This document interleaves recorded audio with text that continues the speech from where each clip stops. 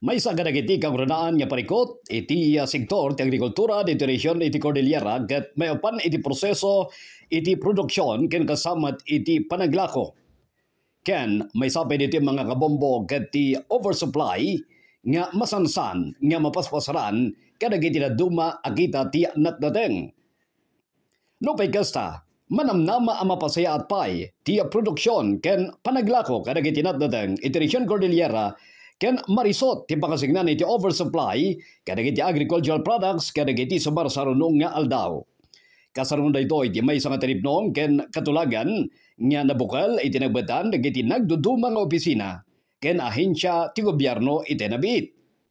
Tinaso katulagan wenno memorandum of agreement ket napirmaan iti nagbabatan dagiti regional line agencies, academe ken local government units para iti implementasyon ti Agri-Innovative Program ngagpangpanggap nga mampasayat iti agricultural supply chain iti region.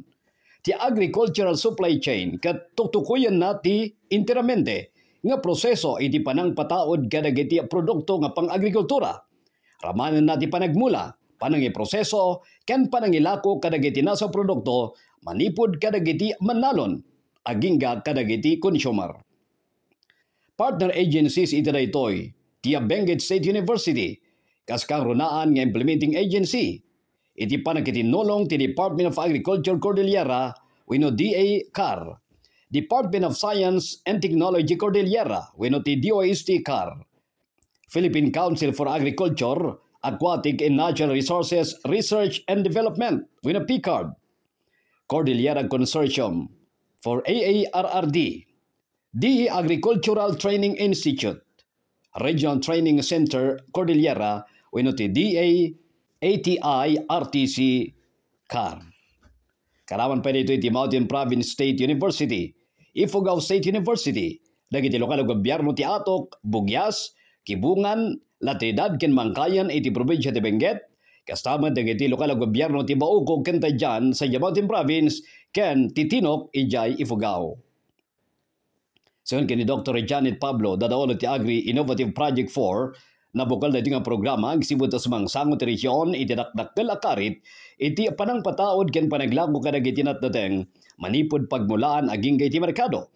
Gapu iti isyo ti transportasyon, kinakurang dagiti pasilidad, nga pakaipenpenan dagitoy, ken ti kinakurang ti naornos nga mekanismo. Gapu kadagiti pagkurangan, ket mapatapat nga dumanon, iti 2.7 billion pesos, ti tinawen nga pukaw iti sektor ti agrikultura iti region. Magitkita nga dakkel ti maitulong ti programa nga nawagan iti Agri-Innovative Development and Piloting of Supply, Value Chain Solutions of Excess Supply and Resource Recovery of Vegetables in the Cordillera Administrative Region.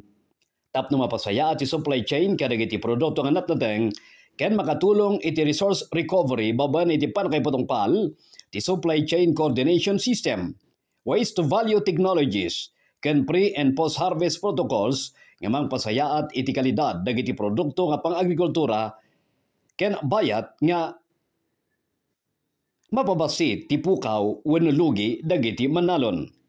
Panggapay ti programa nga mapasayaat ti kapasidad dagiti manalon iti panangimatunda kadagiti mula kinapidda, bayat nga mapatpatibkar ti koneksyon dagiti manalon kadagiti pagtagilakwan ken buyers. Tinasa programa kedadaan iti upat nga karunana paset. Karaman ito iti development and piloting of supply chain. Karaman ito iti development and piloting of supply chain coordination for vegetables in the Cordillera Administrative Region wenno Project 1. Development and piloting of waste to value agriculture to manage the excess supply of vegetables wenno Project 2. Development of pre- and post-harvest protocols for selected highland vegetables to improve quality and reduce losses wenno Project 3, ken the development and piloting nutrient return program, an innovative solution for managing vegetable waste and excess supply wenno timawagan kas Project 4. Dagiti nga proyekto mga kabombo, iti kasapulan nga padaanan, dagiti kakailian nga manalon dito region Cordillera. Para iti agriculture segment, Good Morning Philippines, ibagami ni Bombo Alfred Pudsok, and this is Bombo Radio Philippines, the #1 and most trusted source of news and information. Basta Radio Bombo!